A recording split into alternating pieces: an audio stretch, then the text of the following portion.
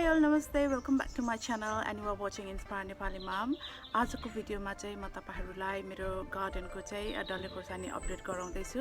Last टाइमको भिडियोमा चाहिँ मैले कटिङ गरेको अनि पिन्चिङ गरेको भिडियो राखेको थिएँ अनि त्यही कटिङ गरेको डल्ले खोर्सानी चाहिँ अहिले चाहिँ मज्जाले फलेको छ। जुन लास्ट इयर चाहिँ नफलेर एकदमै टल भएर गएको थियो त्यो चाहिँ यो इयर चाहिँ मज्जाले फलेको छ। सो म मेरो डल्ले खुर्सानीको चाहिँ अपडेट गराउँदै छु है त। सो गाइस, आजको मेरो भिडियोमा चाहिँ बेसिकली मैले मेरो अकबरी खुर्सानी अथवा डल्ले खुर्सानीको चाहिँ जर्नी अपडेट गरिरहेको छु। यदि मेरो लास्ट भिडियो तपाईहरुले हेर्नु भएको छ भने त्यसमा चाहिँ मैले पिन्चिङ कटिङ गरेको शेयर गरेको थिएँ। जुन प्लान्ट्सहरु चाहिँ अहिले मज्जाले फलेको छ। मेरो केही प्लान्ट्सहरु चाहिँ स्टिल सानै छ which I am targeting for next year फलाउने कोसिस गर्दै छु त्यो प्लान्ट्सहरु चाहिँ। अनि कुनै चाहिँ भर्खर मात्रै फुल्दै छ, भर्खर they are flowering. So I am not sure यो वर्ष चाहिँ फल्छ भनेर, किनभने अब युके मा चाहिँ जाडो सुरु हुन लागिसक्यो। सो अब ओभर विन्टरिङको लागि नर्मली म चाहिँ अब प्लान्ट्सहरुलाई चाहिँ इन्डोर राख्छु। सो सायद त्यो प्लान्ट्सहरु चाहिँ फल्दैन होला। अनि केही बोटहरु चाहिँ फलेको छ which I am going to share with you guys.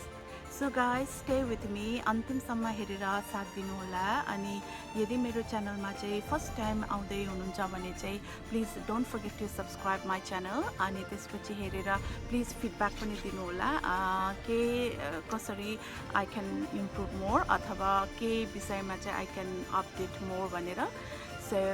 So guys, keep watching है त। सो साथीहरु, यो चाहिँ डल्ले खोर्सानी हैन है, यो चाहिँ क्याप्सिकम हो। जुन नर्मली हामीले चाहिँ करीज बनाएर खान्छ। यो त्यति पिरो हुँदैन।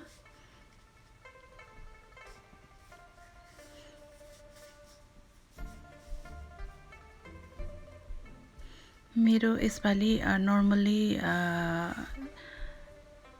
खरिजमा खाने लामो खालको ग्रीन चिल्लीज चाहिँ भएन यसपालि।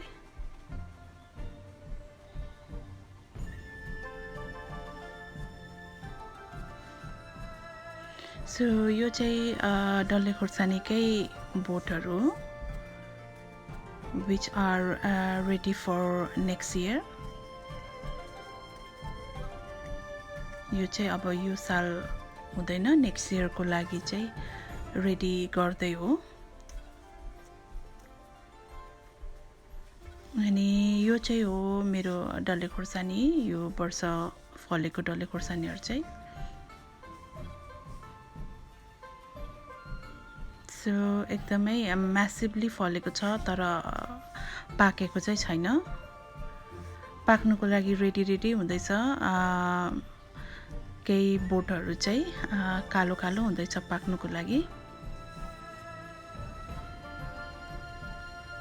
तर हामीले चाहिँ नपाकी नै टिप्दै खाँदै गर्दैछौँ। र पाकेको रातो हेर्नु चाहिँ मज्जा चाहिँ आउँछ, रातो भएको पाकेको आई वान्ट। सो यसरी एकदमै म्यासिभली फलेको छ।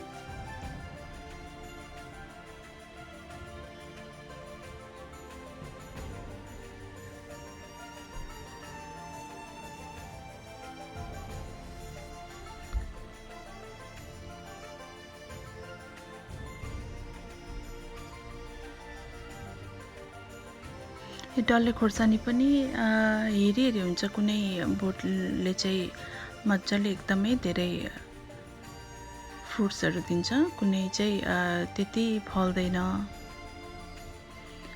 मेरो चाहिँ लास्ट इयर चाहिँ एउटा बोट एकदमै अल्गो भएर माथि एकदमै टल भएको थियो अनि फ्रुट्स नै दिएन, एकदमै ठुलो टल भएको थियो। अनि त्यो बोटलाई चाहिँ मैले जस काटिदिए, काटेर पिन्चिङ पनि गरिदिए अनि कटिङ पनि गरिदिए। त्यो बोट चाहिँ यसपालि चाहिँ एकदमै म्यासिभली फल्यो त्यो बोटमा पनि। यो चाहिँ पुल आज बल्ल बल्ल वेदर एकदम राम्रो भएको भएर किड्सहरूलाई पुल रेडी गरेको। सो यो बोट चाहिँ हो त्यो आफ्टर कटिङ चाहिँ यसरी फलेको।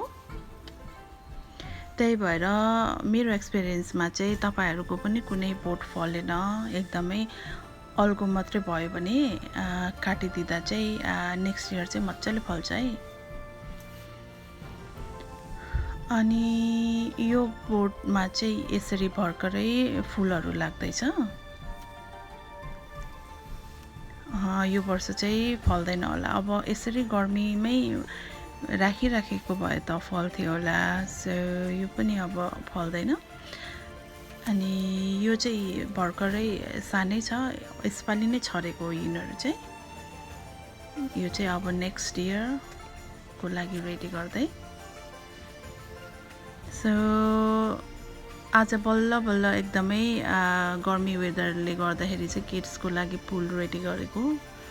उनीहरूको स्कुल पनि सुरु भइसक्यो, यसपालि धेरै समर नै भएन युकेमा। सो यति भन्दै साथीहरू आजको लागि बिदा चाहन्छु। I will see you guys next week with some other interesting video. Until then,